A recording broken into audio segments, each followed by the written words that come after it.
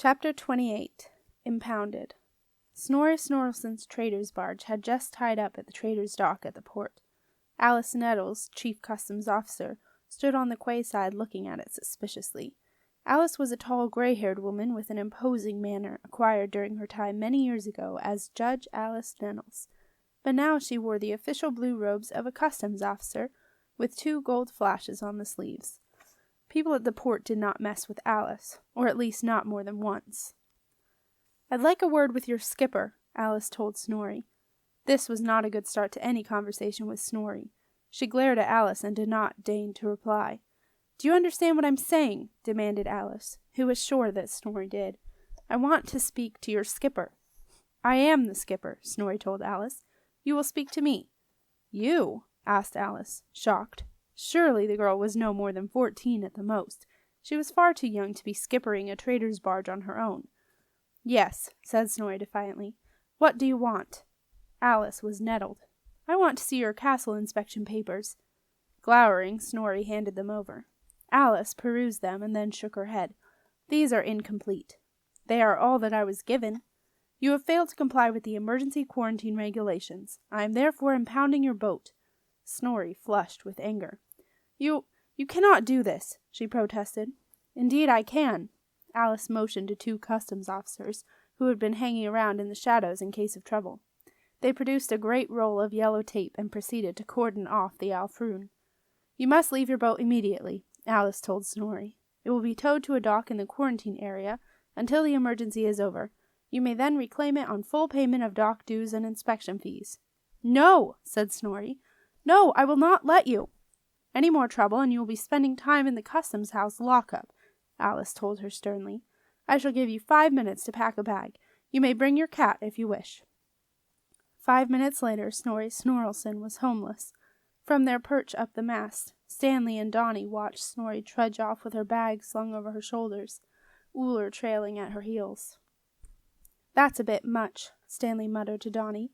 "Nice kid like that. What's she going to do now?" "Well, at least we're in time for a late lunch," said Donnie. "I fancy something from that nice pie shop over there." Stanley didn't fancy anything, but he followed Donnie down the mast and scuttled off after her to the pie shop. Snorri wandered away, lost in her thoughts.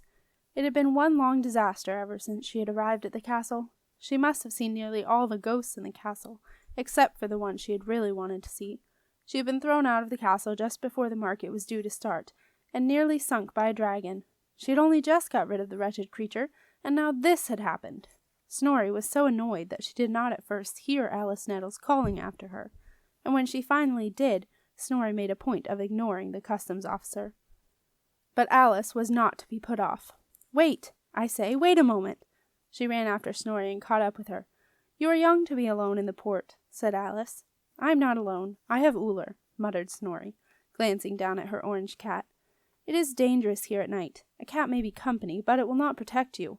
"Uller will," Snorri replied stonily. "Here," said Alice, pushing a piece of paper into Snorri's unwilling hand. "This is where I live.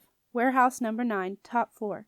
There is space for you and Uller to sleep comfortably. You would be very welcome." Snorri looked unsure. "Sometimes," explained Alice, "I have to do things in my job that I do not like to do. I am sorry about your barge, but it is for the good of the port. We cannot risk the sickenese spreading here. Boats bring rats, and rats bring disease."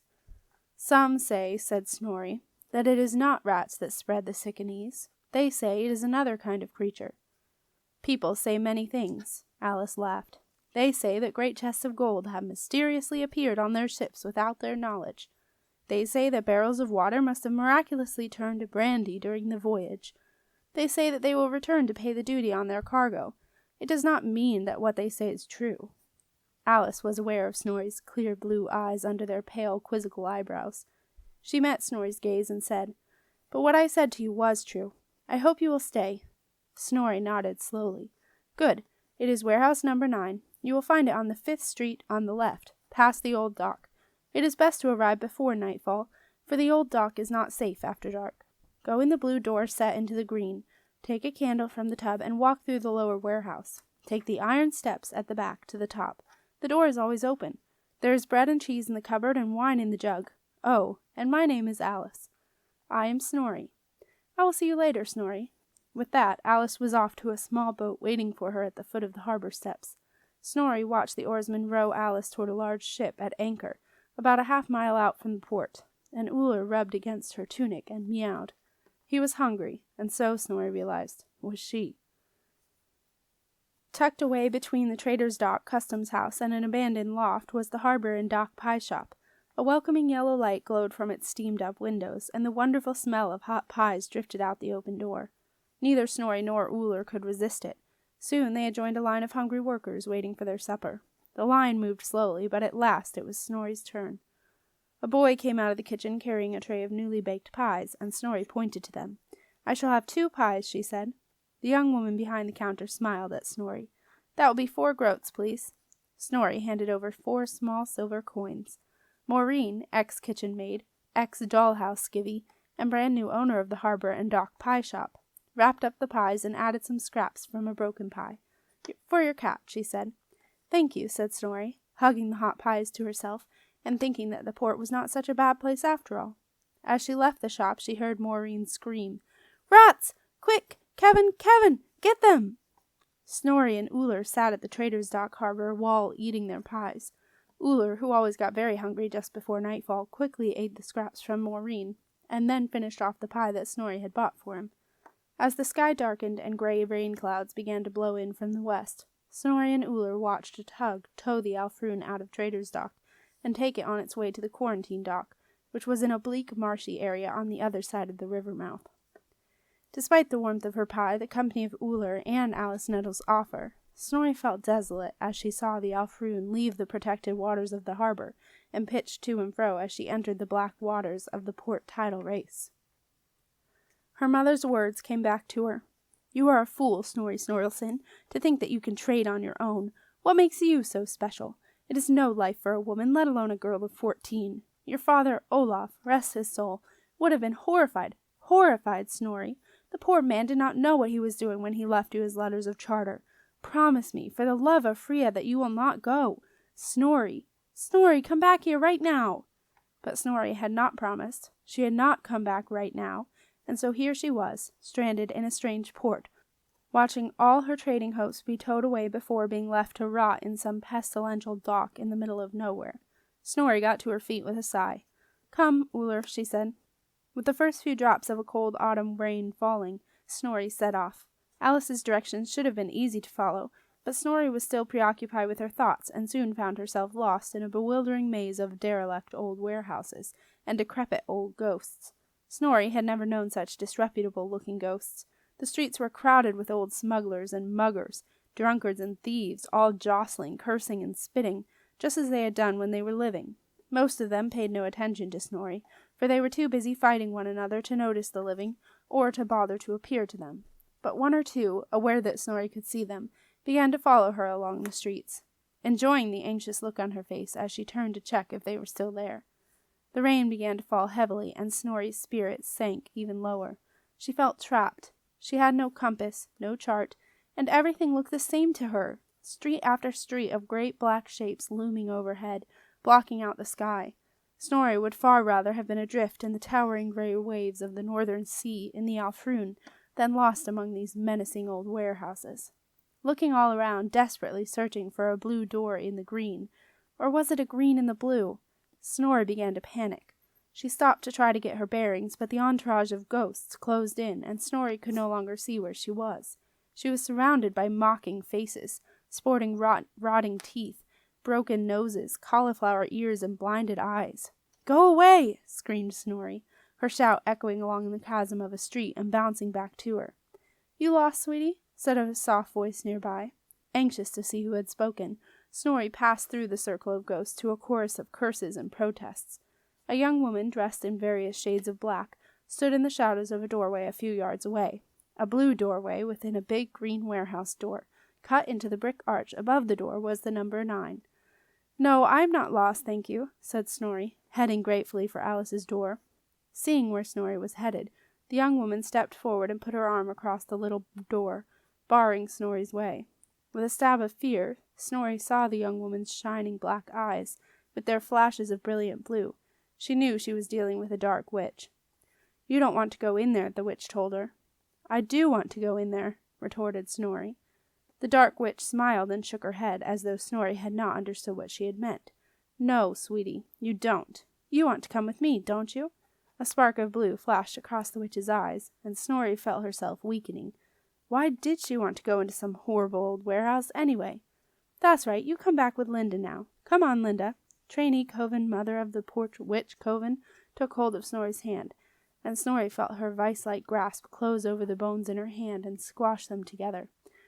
Ouch! Protested Snorri, trying to pull her hand away while Linda's grip tightened even more, rolling her bones across one another.